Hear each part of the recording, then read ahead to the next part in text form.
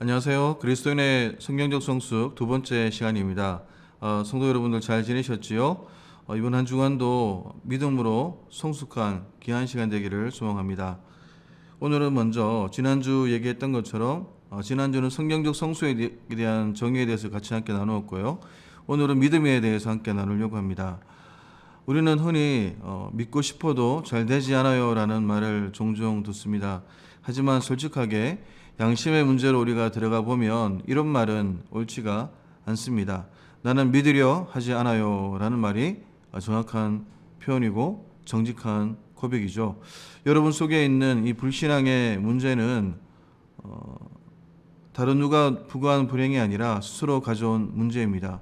중요한 것은 우리의 그 불신앙이 하나님을 거짓말하는 자로 만든다는 사실입니다.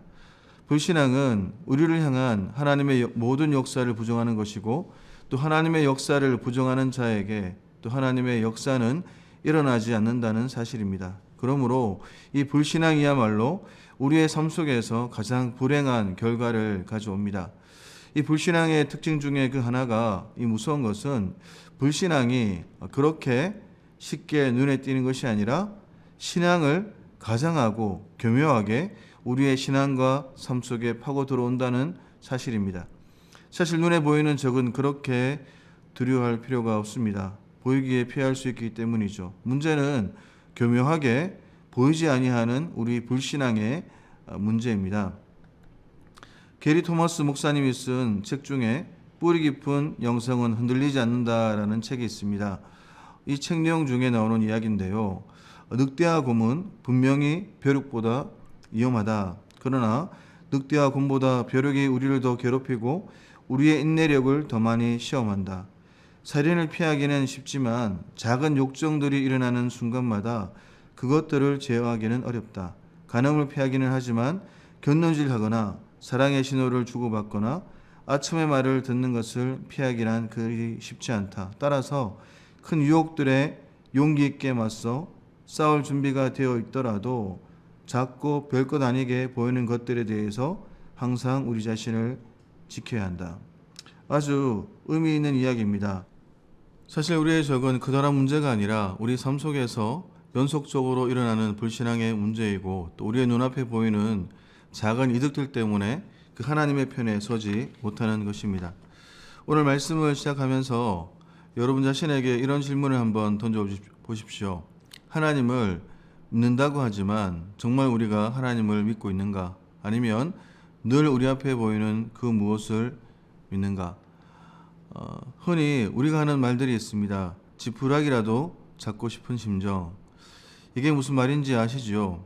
정말 우리 인생에서 다급한 일이 생겼을 때 그렇게 믿었던 하나님도 우리 눈에 보이지 않고 느껴지지 않았을 때 눈앞에 지푸라기라도 있다면 잡고 싶은 심정을 말입니다. 예를 들어보면 사람들이 물에 빠져 생명의 위협을 느끼면 지푸라기라도 잡고 싶은 심정에 처합니다. 눈앞에 보이는 것은 무엇이든지 잡으려는 것이지요. 하지만 살려면 그 지푸라기를 우리가 놓아야 합니다. 지푸라기를 잡기 위해 발버둥을 치기보다는 신기루와 같은 힘없는 지푸라기를 놓고 바닥에 우리의 발이 닿을 때까지 기다렸다가 바닥을 차고 올라가야 합니다. 힘을 쓰면 쓸수록 우리의 힘이 빠져나가죠. 누구도 힘쓰는 사람을 물에서 꺼낼 수 없습니다. 힘이 빠져야 구원의 손길이 임합니다. 하나님을 믿는다는 것은 하나님을 의지한다는 것이요, 내 눈에 보이는 믿음을 포기하는 것입니다. 하나님을 의지하기 위해서 나의 힘을 완전히 빼는 것입니다.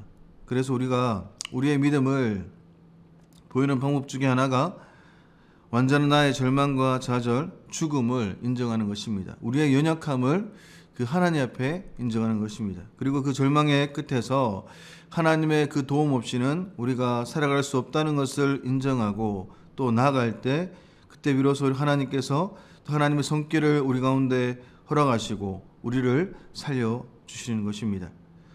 믿음은 내가 얼마나 오래 교회를 다녔느냐의 문제가 아니라 얼마나 많은 이 지푸라기를 내려놓느냐 하는 것입니다. 우리의 신앙과 인생은 선택의 연속이죠. 우리는 오늘도 지푸라기를 잡을 것이냐, 눈에 보이는 것을 잡을 것이냐, 아니면 하나님을 신뢰함으로 하나님만을 붙잡을 것이냐를 결단하게 될 것입니다. 그리고 여러분이 선택한 결과에 대한 책임을 분명히 지게 되어 있습니다. 따라서 우리가 어떤 눈을 가지느냐 하는 것이 우리의 인생을 다르게 보도록 만듭니다. 성경은 우리가 그 믿음의 눈을 가져야 할 것을 가르쳐 줍니다. 출애굽 이후에 이스라엘 백성이 바란 광야에 이르렀을 때 눈앞에 놓인 가나안 땅을 탐지하기 위해서 정탐꾼들을 보내게 되었습니다.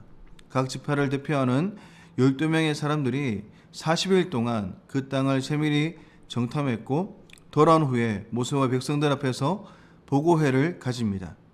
12명의 사람들이 본 것은 동일하지만 그들이 어떤 눈으로 그 땅을 바라보았느냐 하는 것은 전혀 다르게 나타나고 있는데요. 10명의 사람들은 불신앙의 눈으로 그 땅을 바라보았습니다. 시들로 박스터가 쓴 이 사람들을 보라라는 책에 있습니다. 이 책에 보면 4개의 큰 지에 대해서 말하는데요. 차례대로 보시면 포도, 또 큰 성읍들, 그리고 또 거인들, 그리고 마지막에는 메뚜기, 이렇게 보았습니다. 자신들을 바라볼 때 메뚜기라 본 것이죠. 불신앙의 눈으로 보았을 때 그들은 4가지만을 보았지만 믿음의 눈으로 본 요수와 갈렙은 어떻습니까? 그 현실 속에서 5번째의 지, 가장 위대하신 그 하나님을 보았던 것입니다.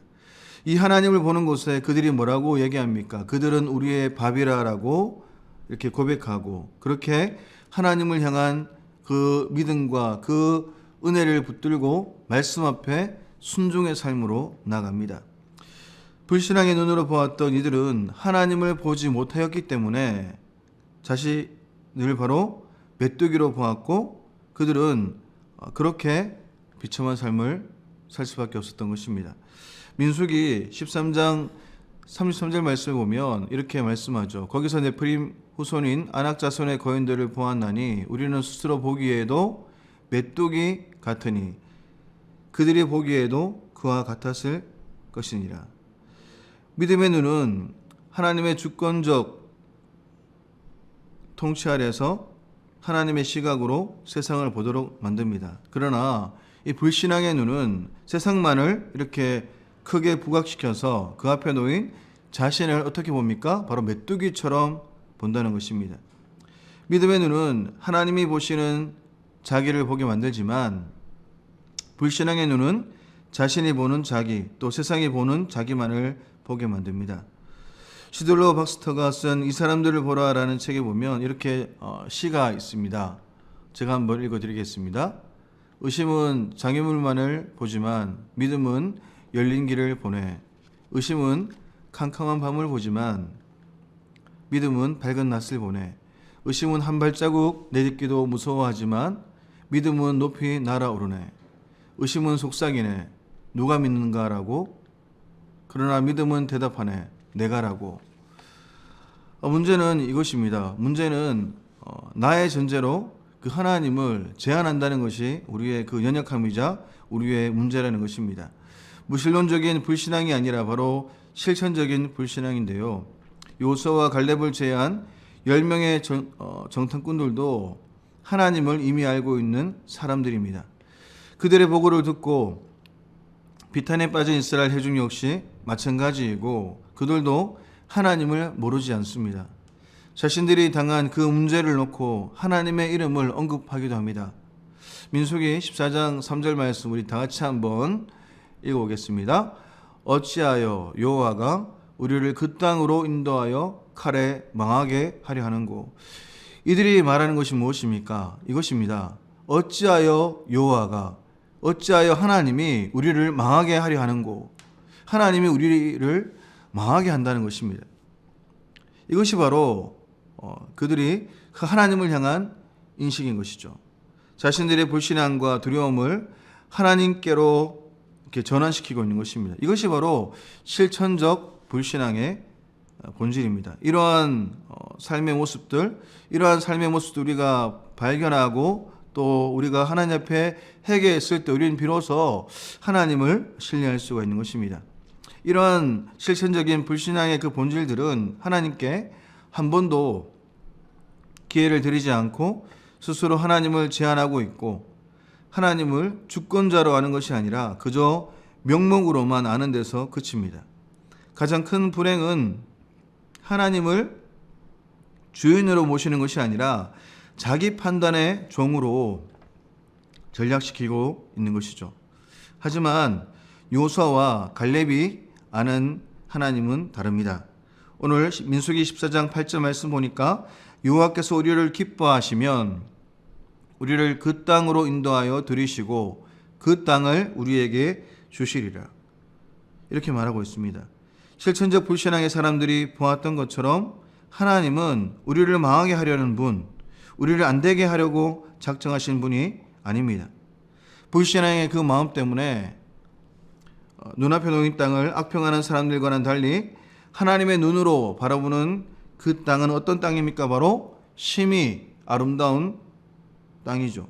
하나님은 그 아름다운 땅을 그의 아름다운 믿음의 사람들에게 주려 하십니다. 따라서 우리는 실천적 불신앙, 자신의 전제와 자신의 그 한계를 하나님께 투입시키려고 하는 이러한 모습들을 내려놓는 작업들이 필요합니다. 그래서 참 믿음이 무엇이겠습니까? 참 믿음은 하나님의 주권적 능력을 조건 없이 받아들입니다. 때때로 우리는 자신의 조건을 포기하지 않은 채 하나님을 찾는 경우가 많습니다. 이것이 바로 실천적인 불신앙이죠. 예를 들어서 자신의 병든 아들을 위해 예수님을 찾았던 가브나움의 왕의 신하의 경우가 비슷합니다. 신하는 병든 아들이 죽기 전에라는 이 조건을 달았는데요. 죽기 전에 내려오라고 재촉합니다. 물론 죽어가는 아들을 향한 아비의 애타는 마음을 우리가 읽을 수 있겠지만 예수님의 관점에서 볼 때 우리가 놓칠 수 없는 것은 그가 집착하고 있는 조건, 곧 죽기 전에라는 조건입니다.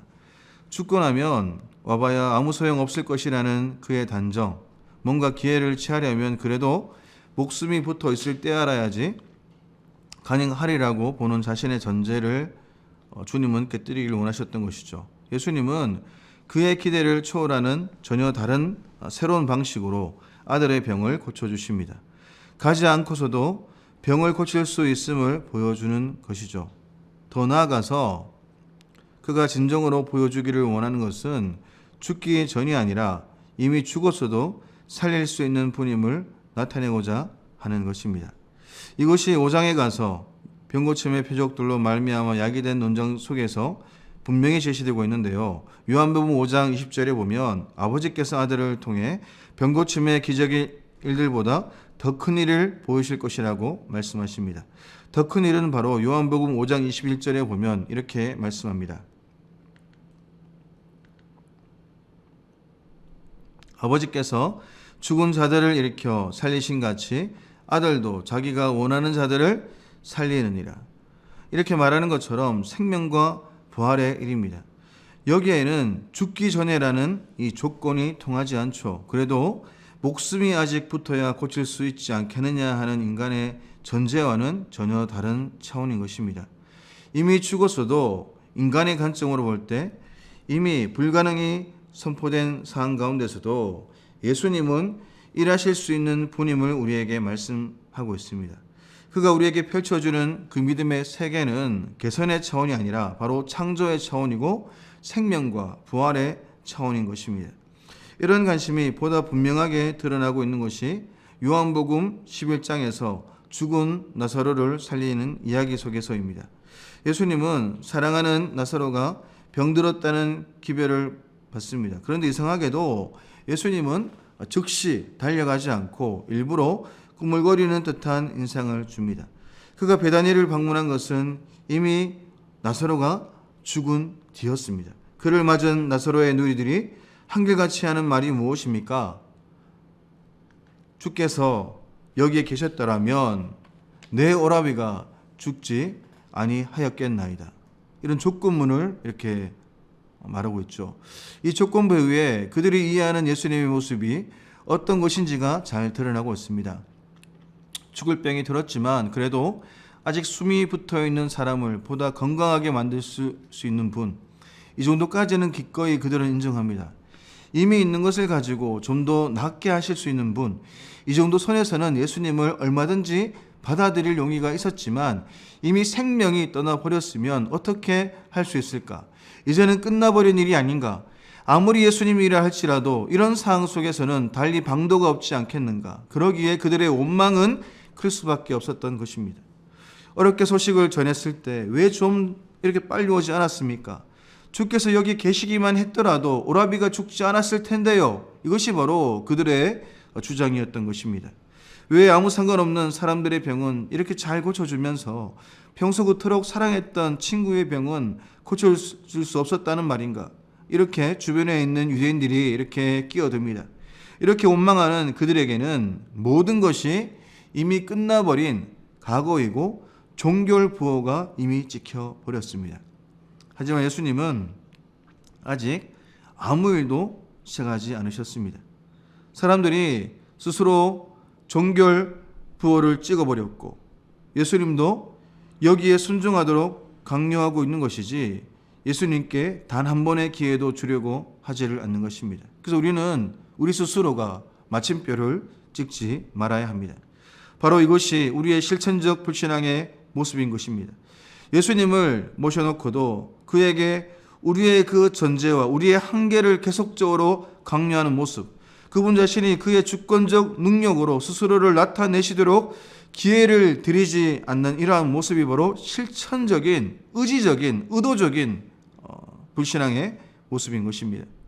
저 여러분들은 하나님이 하나님의 능력으로 스스로를 나타내시도록 우리의 한계와 우리의 지혜와 우리의 연약함을 주께 맡겨 드리는 것입니다. 주님께 맡길 때 우리 스스로 할 수 없는 것들, 내 힘으로 할 수 없는 모든 것들을 하나님의 은혜만이 할 수 있다는 것을 깨닫게 됩니다. 그때부터 우리는 실천적 불신앙을 뛰어넘어서 우리는 실천적인 순종의 삶으로 나갈 수 있는 것입니다. 여기에 남는 것이 무엇이겠습니까?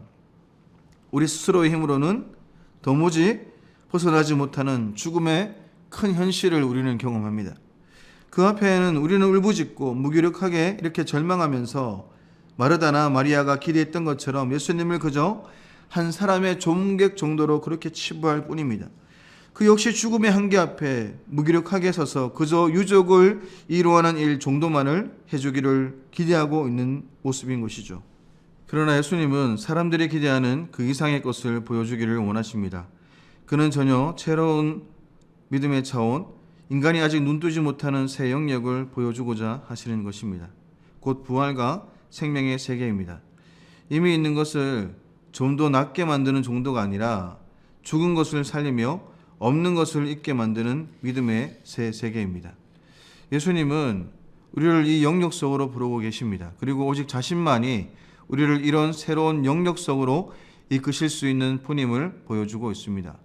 그래서 요한복음의 표적들이 도달하고 있는 최종적 지향점은 여러분 잘 아시겠죠? 나는 부활이요 생명이라는 예수님의 위대한 자기 선언입니다. 우리는 죽기 전에 와서 해 주십시오. 이 정도 선언에서만 가능할 줄 압니다. 이와 같은 존재와 조건들을 과감하게 파기해야 합니다. 믿음은 우리의 세계 속에 주님을 초청하는 일이 아닙니다. 주님의 세계 속으로 우리를 부르시는 그 초청에 응하는 일입니다. 우리의 필요 충족을 위해 예수님을 끌어들이는 일이 아니라 예수님의 참다운 모습을 받아들임으로 하나님의 영광이 나타나는 일을 기뻐하는 일입니다. 우리에게 열지게 된 부활과 생명의 그 전혀 새로운 믿음의 차원은 오직 그것을 열어주는 분이신 예수님께 전적으로 달린 문제입니다. 모든 표적들은 바로 이 예수님이 어떤 분이신지를 가리키고 있습니다. 곧 우리를 영원한 생명으로 이끄시는 하나님의 아들로 나타내고 있는 것입니다.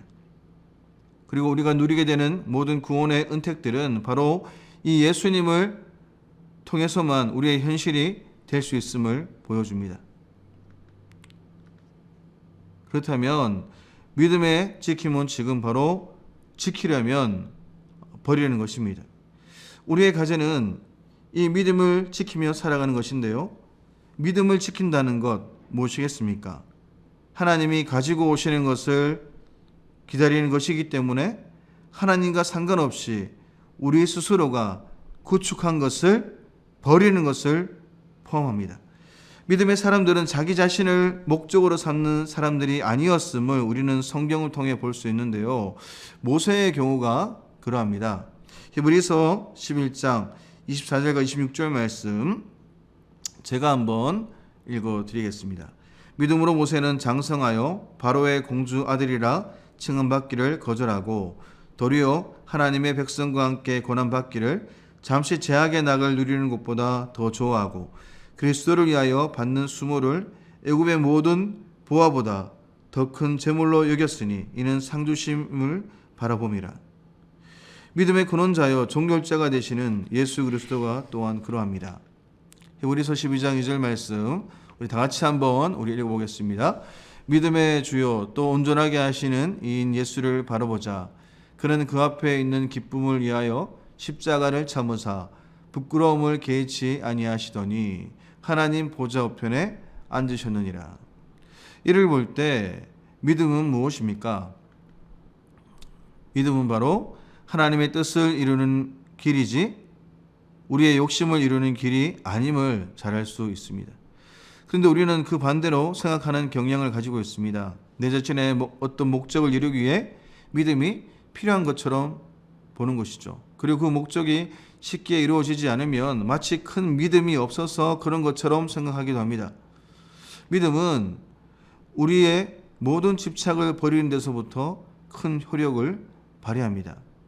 우리가 잘 아는 신앙시 중에 모래의 발자국을 쓴 작가의 글을 제가 읽은 적이 있는데요. 흔히 이 시는 작가 위상으로 알려져 왔지만 작가가 생존해 있었습니다. 고통의 순간보다는 오히려 행복했던 한순간의 영감을 바탕으로 썼던 이 시의 초고를 작가는 이사를 하는 와중에 잃어버리고 맙니다. 그 후에 누군가의 손에 의해서 이 시가 발견되어서 작가 위상의 시로 출판이 되었고 많은 사람들의 호응을 얻게 되었습니다. 뒤늦게 이 사실을 알게 된 이 여인은 그때부터 자신의 주저권을 찾기 위해 백방으로 노력을 하지만 그것을 입증할 길이 없는 상황 속에서 이 여인에게 돌아온 것은 분노와 좌절과 실망뿐이었습니다. 자신의 이름을 되찾기 위한 집요한 노력 속에서 이 여인의 내면은 점차적으로 망가져가고 있었던 것입니다. 어느 날 사랑하는 딸이 이렇게 엄마를 향해서 질문합니다. 엄마의 모습이 그게 뭐예요? 엄마는 너무나 많이 변해버렸어요. 하는 이 딸의 그 지적 앞에 다시 자신을 이렇게 점검하고 추스르기 시작한 이 여인은 마침내 문제를 하나님 앞에 가져올 수 있었고 그 시를 깨끗이 하나님께 바쳐드렸습니다. 더 이상 자신의 소유권을 주장하지 않게 되었던 것입니다. 그 여인의 이름이 있든 없든 우리는 그 시를 통해서 가장 어려운 순간 우리를 그 등에 업고 걸어가시는 주님의 발자국을 보게 되는 것입니다. 이렇게 자신을 버릴 때 또 나의 욕심을 버릴 때 우리의 그 믿음이 지켜집니다. 그런 점에서 이 믿음의 길은 무엇이겠습니까? 이 믿음의 길은 역설의 길입니다. 자기를 지키려고 할 때는 믿음이 지켜지기가 어렵죠. 그러나 자기를 버리는 곳에는 믿음이 생생히 살아납니다. 이사야와 예레미야가 초청했던 그 믿음의 길은 이스라엘의 자기 집착의 욕망에 지나지 않았던 성전을 포기했을 때 또 버렸을 때 오늘 그들은 바로 온전한 믿음이 태동할 수 있었던 것입니다. 오늘 저 여러분이 이 땅을 살아가면서 하나님 우리 가운데 원하시는 그 믿음이 무엇이겠습니까? 예수 그리스도만으로 만족하는 그 참다운 믿음은 세상으로부터 버림을 받더라도 오직 주님의 말씀을 지키는 것이고 이렇게 버림으로 그 믿음을 지키는 자들에게 요한계시록 3장 1절 말씀에서 이러한 약속을 주십니다. 내가 나의 인내의 말씀을 지켰은즉 내가 또한 너를 지키리라. 하나님만을 의존하는 우리의 믿음은 삶의 과정을 통해 계속적으로 보완됩니다. 이는 대체로 하나님께서 한 번에 하나씩 우리를 가르치기 때문이죠.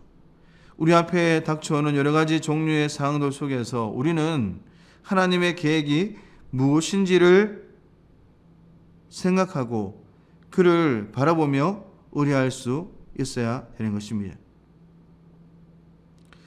성도 여러분들이 잘 아는 사도 바울을 보면 사도 바울이 예루살렘에서 체포된 이후에 그의 앞길은 대단히 불투명하게 되어졌습니다.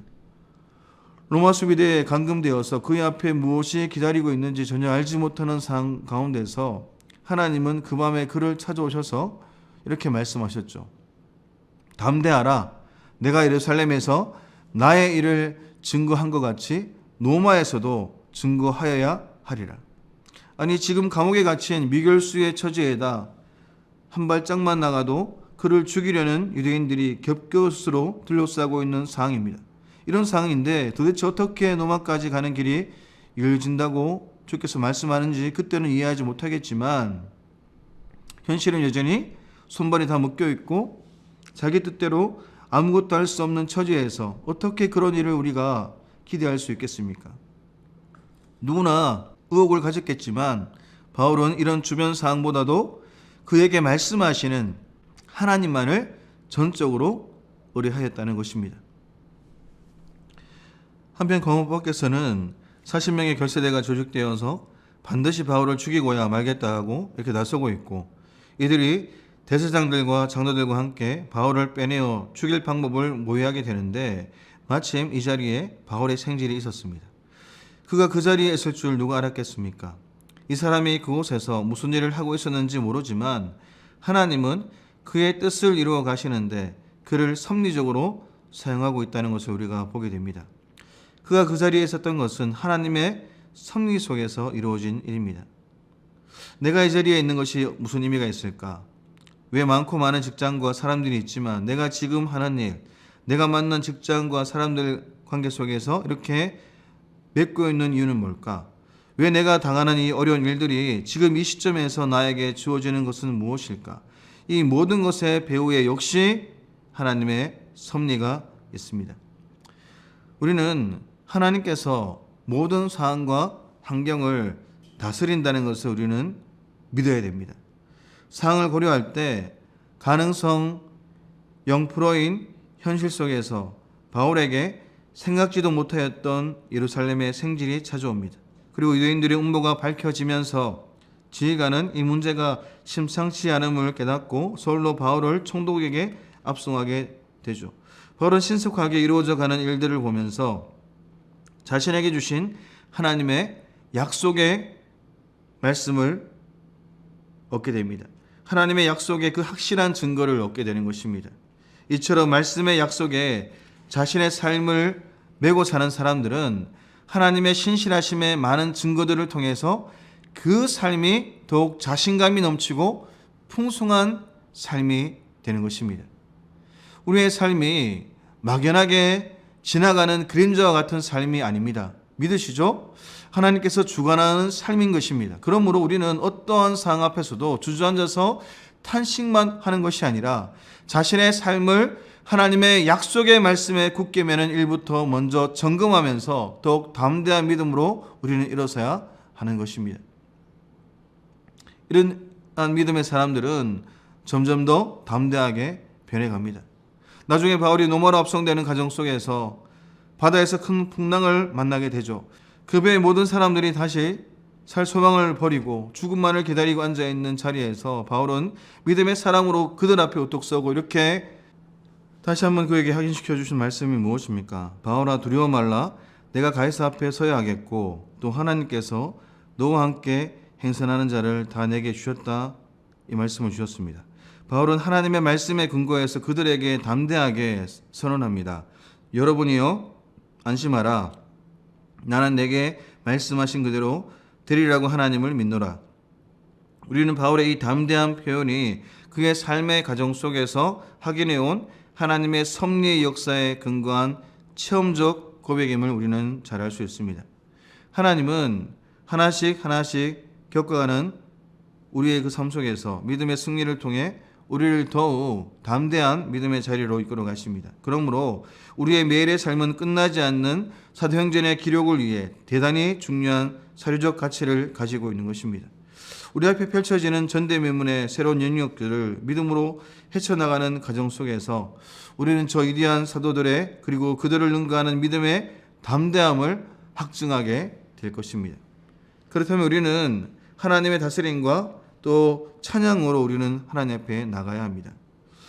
우리의 매일의 삶 속에 역사하는 하나님의 섭리적 다스림은 우리로 하여금 하나님께 살아있는 찬양을 올려드릴 수 있도록 만들어 버립니다.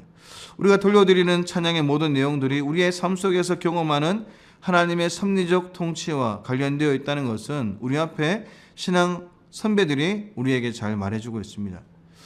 17세기 영국의 청교도 신학자요 목회자인 존 폴라벨은 1678년에 쓴 섭리의 신비라는 책에서 우리의 찬양이 내용 있는 값진 것이 되기 위해서 하나님의 섭리와의 관계에서 오는 아래의 5가지 요소를 우리에게 갖춰야 한다고 말해주고 있습니다. 첫 번째로 우리가 하나님으로부터 받은 모든 좋은 것들에 대해 주의 깊게 이렇게 점검해 보는 것입니다. 이것이 바로 모든 찬양의 기초입니다. 우리 하나님을 신뢰한다면 또 하나님의 은혜로 여기까지 왔다면 우리는 그 하나님으로부터 받은 모든 것들에 대해서 우리의 삶을 돌아보면서 우리는 감사할 수밖에 없는 것입니다. 하나님을 높일 수밖에 없습니다. 또 둘째로 우리는 우리가 누리고 있는 그 혜택들을 신실하게 기억하는 것입니다. 시편 103편 2절 말씀 보면 내 영혼아 여호와를 송축하며 그의 모든 은택을 잊지 말지어다. 그 하나님의 은혜를 기억하는 자, 또 하나님의 긍휼하심과 하나님의 자비를 기억하는 자, 우리의 모든 삶 속에 그 하나님의 은혜가 있다는 것을 기억하는 자들은 그 과거와 현재와 미래를 뛰어넘어서 그 살아계신 하나님을 신뢰하는 것입니다. 하나님의 섭리가 있겠지, 하나님의 뜻이 있음을 믿고 그 하나님께서 우리 가운데 오실 때까지, 응답을 주실 때까지 믿음으로 인내하고 믿음으로 버티며 믿음으로 살아간다는 것입니다. 그래서 우리는 그러한 삶을 살았을 때 비로소 그 하나님의 은혜를 붙들고 확신하면서 담대히 그 길을 걸어갈 수 있는 것입니다. 셋째로 우리는 우리에게 선을 이루시는 그 하나님, 모든 것을 합력해서 선을 이루시는 그 하나님을 신뢰함으로 나갈 수 있는 것입니다. 광야에서 이스라엘 백성들을 만나러 모이신 것은 가장 값진 섭리였지만 그들은 그것의 가치를 인정할 줄 몰랐기 때문에 하나님이 마땅히 받으시기를 기대하셨던 찬양을 올려드리지 못했습니다. 우리의 그 삶 속에서 우리는 하나님의 그 섭리를 통해서 모든 것들, 부정적이든 좋은 것이든 또 모든 것들을 합력해서 선을 이루시는 그 하나님을 깨닫게 될 때 우리는 비로소 그 하나님을 하나님으로 인정하며 합당한 삶으로, 올바른 삶으로 살아낼 수가 있는 것입니다. 넷째로 우리는 우리에게 베푸신 모든 자비를 인정하는 일에 우리의 영혼이 할 수 있는 모든 힘을 총동원하는 것입니다. 시편 103편 1절 말씀에 다윗은 이렇게 부르짖습니다. 내 영혼아 여호와를 송축하라. 내 속에 있는 것들아 다 그 성호를 송축하라. 영혼의 찬양, 바로 그 하나님 앞에 찬양의 그 마음으로 올려드리고 찬양할 때 감사와 또 기도로 올려드리는 것입니다. 그 하나님이 주신 은혜 때문에 여기까지 온 것을 인정하며 살아가는 삶, 그런 삶을 통해서 우리는 비로소 우리의 온 힘을 다해서 그 하나님을 하나님으로 높이는 삶으로 나갈 수 있습니다. 마지막으로 우리는 우리가 받은 자비로운 일들에 합당한 보응을 하는 것입니다. 다윗은 이 일에 주의를 기울인 반면에 이를 무시한 히스기야는 이 값을 치러야 했던 것입니다. 우리가 하나님의 섭리로 받은 모든 것들을 전적으로 그리고 기꺼이 하나님께 바쳐 드릴 때, 또 하나님이 그렇게 하기를 요구하실 때 우리는 그를 위해서 모든 것과 결별할 준비가 되어 있어야 하는 것입니다. 이 땅을 살아가면서 우리가 누리는 모든 것이 바로 하나님께서 허락하셨다는 것, 또 하나님께서 허락하셔서 우리의 삶 속에 주어졌다는 것을 믿고 인정할 때 우리의 모든 전부를 하나님께 드릴 수 있는 것입니다. 그리고 또 하나님께서 요구하실 때 하나님께서 보시기에 합당치 않았던 것들, 또 버려야 될 것들을 결별하면서 끊으면서 우리는 담대히 살아갈 수가 있는 것입니다. 저 여러분들이 오늘 이 땅을 살아가면서 우리가 기억해야 될 것이 무엇이겠습니까? 하나님 우리에게 매일같이 주시는 것들의 가치를 우리가 분별하지도 못하고 또 누리지도 못하고 또한 합당한 감사를 올려드리지 못한다면 우리의 믿음이 얼마나 허망하겠습니까? 믿음을 바르게 지키고 사는 것은 모든 것을 그 택한 백성의 유익을 위해 주관하시는 자비로우시며 전능하신 아버지의 나타난 뜻과 숨은 뜻을 헤아려 기쁨으로 섬길 때 우리는 비로소 우리의 믿음이 온전해지는 것입니다. 그리고 그 이루실 결과들을 두고 하나님께서 받으시기 합당한 감사와 찬양을 올려드리며 그렇게 살아갈 때 온전한 믿음, 또 하나님이 기뻐하시는 믿음을 붙들고 살아갈 수가 있는 것입니다. 오늘 그러한 그 믿음을 가지고 살아가야 되는데 우리는 그 믿음이 구체적인 그런 삶으로 나타나야 합니다. 그래서 우리는 믿음이 무엇인가를 한번 정의할 필요가 있는 것이죠. 한번 읽어볼까요? 믿음은 하나님에 대한 알미, 자신의 삶으로 연결되는 전 과정을 포함하는 용어입니다. 바르고 성숙한 믿음을 지니기 위해서 중요한 것은 자칫 추상적이기 쉬운 신앙 용어들을 구체적인 단어로 재정립할 필요가 있는 것입니다. 추상적인 단어가 있지 않습니까? 믿음이라는 단어, 또 은혜라는 단어, 사랑이라는 단어, 이런 단어들이 있는데 이런 단어들을 우리가 살아가면서 또 하나님을 신뢰하면서 또 하나님과 함께 동행하면서 이 신앙 용어들을 우리의 삶으로 연결해서 구체적으로 알아갈 때 우리는 비로소 하나님을 알아가는 것이고 또 하나님을 알아갈 때 우리는 비로소 우리가 살아가는 전 삶이 하나님이 기뻐하시는 삶으로 나갈 수 있는 것입니다. 그렇다면 믿음의 대처에 대해서 믿음의 개념 정리를 한번 해보겠습니다. 첫째는 믿음은 순종입니다. 순종에는 두 가지 의미가 있습니다. 먼저 하나님의 말씀에 대한 순종이 있는데 내가 하나님을 믿는다면 하나님의 말씀을 믿는 것이고 하나님의 말씀을 믿는다는 것은 단지 선언하는 것이 아니라 그 말씀 앞에 순종하며 사는 것입니다. 또 다른 하나의 의미는 주어진 사항에 대한 순종입니다. 전능하신 하나님을 믿는다면서도 많은 성도들은 자신의 기대와 다른 사항이 주어졌을 때 무조건 그 사항을 피하려고만 합니다. 하나님께서 단지 피하라고 주시는 것이 아니라 뚫고 나가라고 주신 것입니다. 그 가운데 나를 향한 하나님의 뜻이 이루어집니다. 둘째로 믿음은 용기입니다. 메시아의 말씀에 순종하고 주어진 상황에 순종하는 것은 용기 없이는 불가능합니다. 내가 지금 저 사람에게 얼마든지 분노를 발할 수 있고 이길 수도 있지만 주님의 말씀을 생각해서 자신을 누르고 절제하는 것, 이것이 용기입니다. 그러나 그 용기의 출처가 자기 자신이라면 그것은 만용에 그치고 맙니다. 우리의 용기의 출처는 하나님이십니다. 하나님께서 나와 함께 하시기에 하나님으로 인해서 우리는 용기 있게 살아갈 수가 있는 것입니다. 셋째로 믿음은 시선입니다.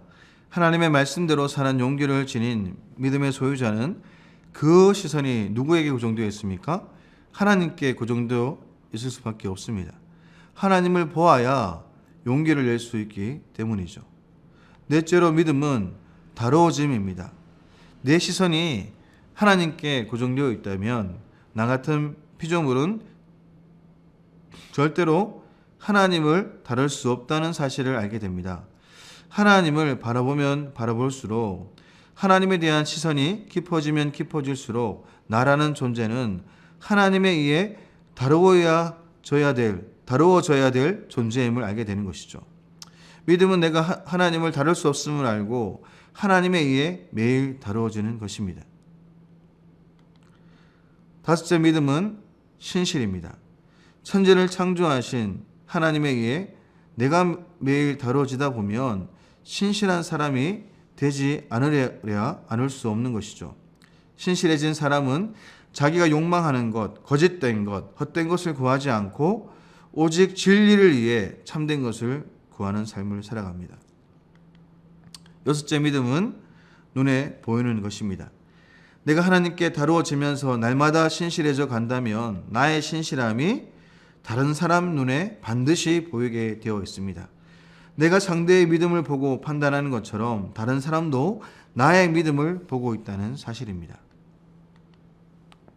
일곱 번째 믿음은 자기 발견입니다. 믿음은 남에게만 보이는 것이 아니라 자신도 믿음의 측면에서 자신을 재발견해야 합니다. 우리가 주님을 만나면 죽을 수밖에 없는 죄인으로서의 나를 발견합니다.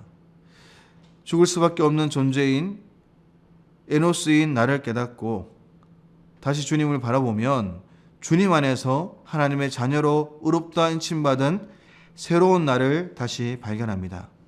욕망의 노예인 겉사람이 아니라 진리를 쫓아 겉사람을 부인하는 나의 속사람, 나의 모습을 발견하게 되는 것이죠.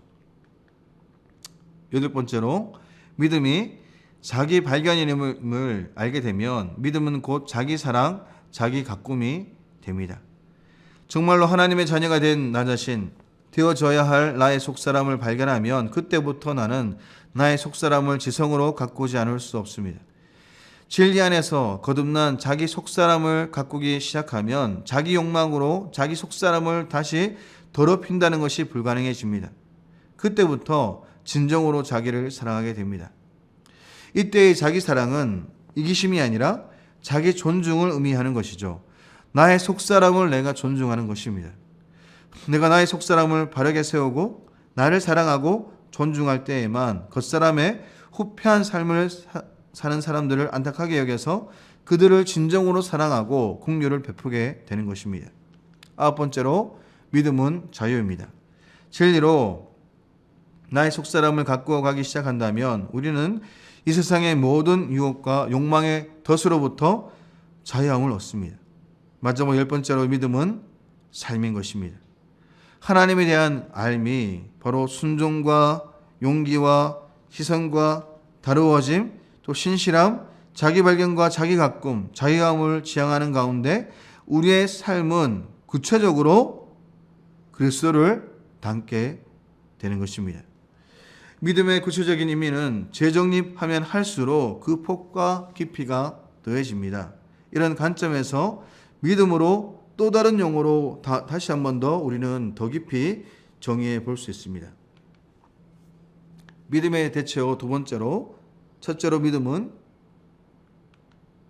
지피지기입니다.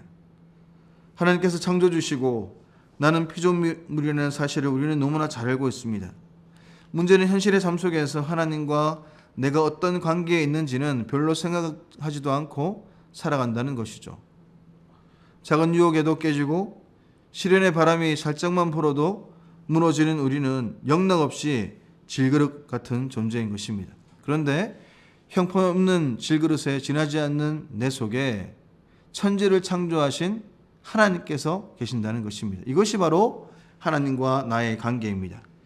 이러한 지피지기를 알면 우리의 삶은 달라질 수밖에 없습니다. 지피지기의 믿음을 가질 때 우리는 이 세상에서 정말 부유한 사람으로 살아갈 수 있습니다. 지피지기의 믿음을 지닌 사도 바울은 자신의 약한 것을 자랑한다라고 고백합니다.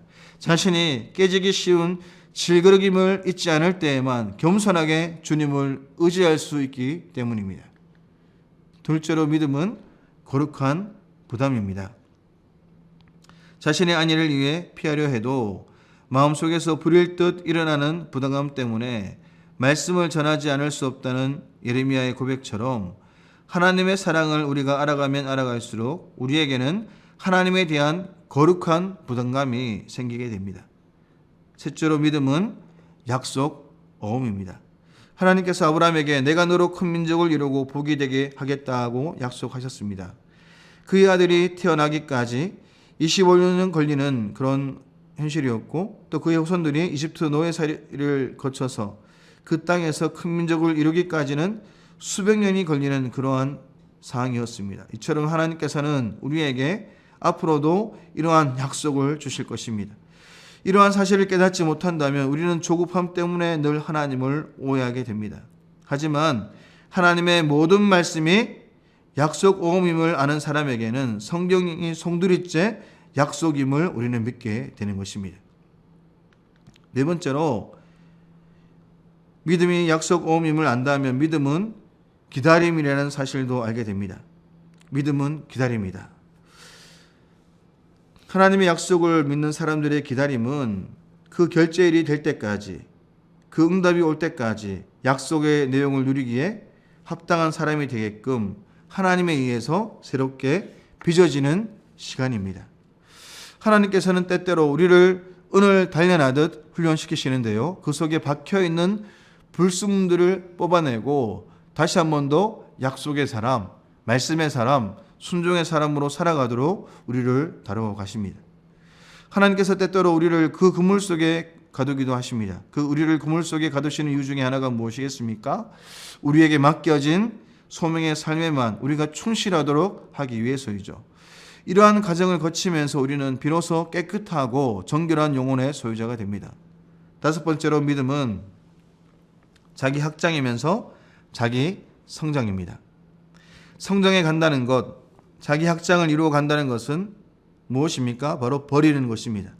하나님에 대한 완강한 자기 틀을 버려야 합니다.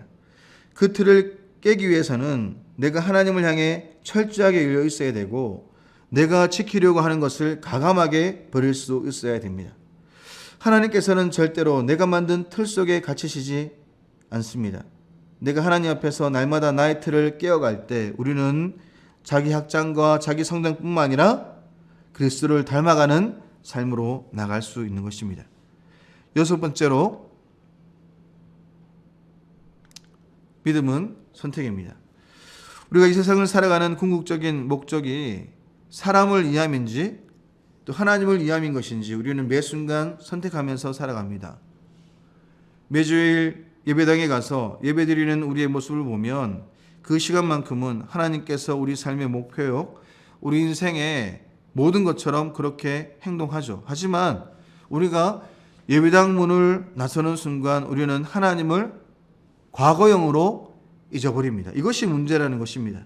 그래서 우리의 그 삶 속에 현재형으로 계신 그 주님을 우리가 알아보지도 못한 채 일주일 동안 주님과 무관하게 살아갑니다. 그 속에서 우리는 언제나 주님을 선택해야 하는 것입니다.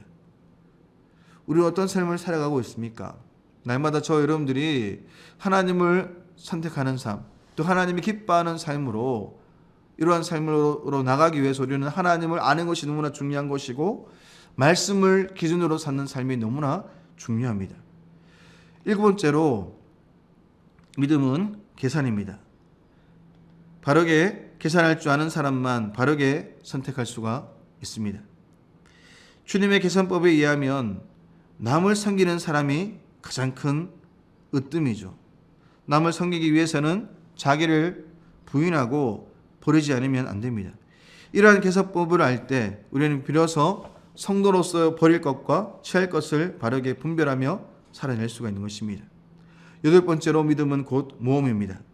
노아처럼 자신을 하나님께 드리고 믿음의 모험을 행할 때에만 하나님께서 얼마나 위대한 분이신지, 또 그분이 자기에게 주신 능력과 잠재력이 얼마나 큰지 우리는 깨달을 수 있습니다. 그로 인해서 우리의 삶은 감격으로 넘치게 되고 그 하나님만을 바라보고 하나님만을 높이는 삶을 살아낼 수 있는 것입니다. 아홉 번째, 믿음은 초지일간입니다. 주께서 심지가 견고한 자를 평강하고 평강하도록 지키시리니 이는 그가 주를 신뢰함이니이다. 오늘 이 초지일간의 이 말의 의미가 뭐냐면요, 내가 주를 신뢰한다는 것, 또 우리가 초지일간으로 하나님만을 내가 바라보고 그 하나님만을 내가 의지하면서 끝까지 나아가는 삶을 살아가는 것입니다. 그렇게 우리가 살아갈 때에 우리는 비로소 하나님만을 높이고 우리의 그 삶 속에 하나님을 바라보고 믿음으로 나오는 저 여러분들에게 그리스도의 평강을 우리에게 허락하십니다. 저 여러분들이 어떤 상황 속에서든 심지가 견고해서 초저일간 하나님께 기대는 것, 이것이 바로 믿음이죠. 이러한 믿음을 살 때 그때 비로소 하나님의 뜻이 이루어지고 이러한 삶을 살아갈 때 우리는 비로소 우리의 삶을 통하여서 본이 되는 삶으로 나갈 수 있는 것입니다. 사도 바울이 고린도전서 11장 1절 말씀에 우리에게 이러한 말씀을 주었습니다. 내가 그리스도를 본받는 자가 된 것 같이 너희는 나를 본받는 자가 되라. 이 말의 그 진의가 무엇이겠습니까? 그것은 바로 예수 그리스도를 본받았더니 내 삶이 나도 모르게 다른 사람들의 본이 되어 있었다는 것입니다. 그러니 너희들도 이렇게 살아라라는 것이죠.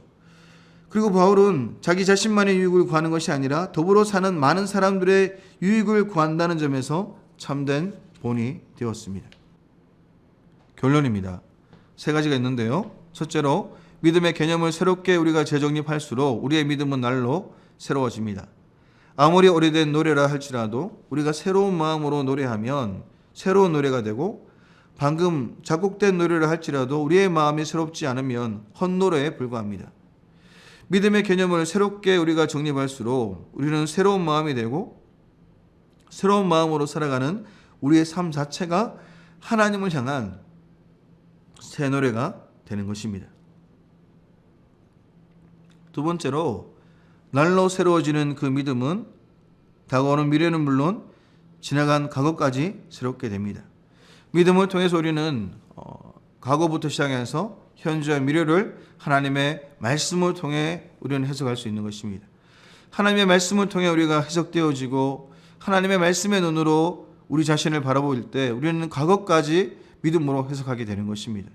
그러한 삶으로 살아갈 때 우리는 끝까지 하나님 부르시는 그날까지 그 믿음 부여잡고 그 하나님께서 원하시는 그 삶으로 나갈 수 있는 것입니다. 세 번째로 날로 새로워지는 그 믿음은 이 땅에 살아있는 자들을 위한 영원한 이정표가 되는 것입니다. 성경의 모든 이인들은 우리에게 참된 믿음의 삶을 산 사람들입니다. 그래서 그들은 우리에게 이정표가 되었습니다. 세월은 흘러가고 우리도 언젠가는 떠나게 됩니다. 100년 전에 이 땅에서 살았던 사람들 가운데 우리가 알고 또 기억하는 사람이 몇 분이나 됩니까? 그때 그 사람들은 거의 모두 잊혀진 존재가 되지 않았겠습니까? 날로 새로워지는 믿음의 삶을 살지 않으면 우리 역시도 이 세상을 떠난 뒤 조만간 다 잊혀지고 말 것입니다. 오직 참된 믿음으로 건져 올린 바른 삶만이 이정표로 남습니다. 결국 우리가 하나님께 보여드릴 것도 그것뿐입니다. 그래서 믿음의 개념을 날로 새롭게 정립하는 것이 너무나 중요합니다. 새롭게 날로 세워지는 믿음 속에서만 이 이상 언급한 모든 것들이 가능하기 때문입니다. 오늘 저 여러분들은 이 땅을 살아가면서 무엇을 남기는 삶을 살겠습니까? 이러한 질문 앞에 자신을 한번 점검해 보시고 들었던 내용들을 한번 점검하시면서 오늘도 그 하나님이 기뻐하시는 그 믿음으로 새롭게 재정립하는 저 여러분 되시기를 간절히 소망드립니다. 다음 시간에 만나겠습니다. 감사합니다.